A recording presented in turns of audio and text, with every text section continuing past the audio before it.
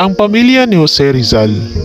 Anak si Rizal nila Francisco Rizal Mercado at Teodora Morales Alonzo y Quintos na ang pamilya nila ay pinalitan ang kanilang apelido bilang Reyolanda na parehong masaganang magsasaka na pinagkalooban ng upa sa isang asyenda at kaakibat nito ang palayan ng mga Dominikano. Ikapito sa 11 magkakapatid si Rizal, sina Saturina o Neneng, Pasiano, Narcisa o Sisa, Olympia, Lucia, Maria o Biyang, Jose Protasio, Concepcion or Concha, Josefa or Panggoy, Trinidad o Trining, Soledad o Choleng. Ikalimang salinlahi niya si Rizal sa inaanak ni Domingo Lamco Quan Zu noong kalagitnaan ng ika-17 taon. Napangasawa ni Lamco si Ines de la Rosa na isang sanglay ng Luzon. Mayroon ding lahing Kastila at Hapones si Jose Rizal.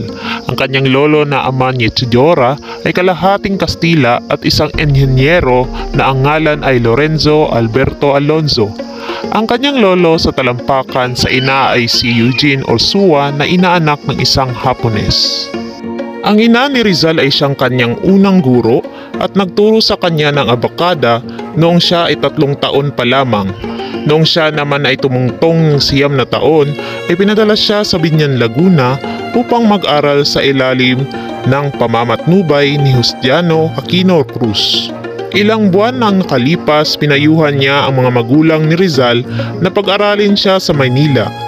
Nung nagsimula siyang mag-aral sa Ateneo Municipal de Manila, inalis niya ang 3 huling pangalan na bumuo sa kanyang buong pangalan, sa payo ng kanyang kapatid na si Pasiano Rizal at ang pamilyang Mercado Rizal. Kaya ang kanyang pangalan ay naging Jose Protasio Rizal. Dahil dito, minsang naisulat ni Rizal na nagmistun lang siyang hindi lehitimong anak. Ginawa ang pababagong ito upang mas malayang makapaglakbay si Rizal at mailayo ang kanyang koneksyon sa kanyang kapatid na minsan nang nagkaroon ng ugnayan sa Gumburza.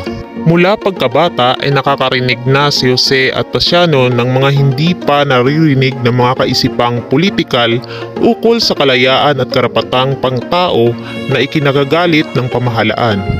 Sa kabila ng pagbabago sa kanyang pangalan, naging kilala din si Jose bilang Rizal sa mga patimpalak sa pagtutula kung saan humanga ang kanyang mga guro sa wikang Kastila at iba pang mga banyagang wika at kinalaunan sa pagsusulat ng mga sanaysay na kritikal sa mga sanaysay ng mga Kastila ukol sa sinaunang lipunang Pilipino.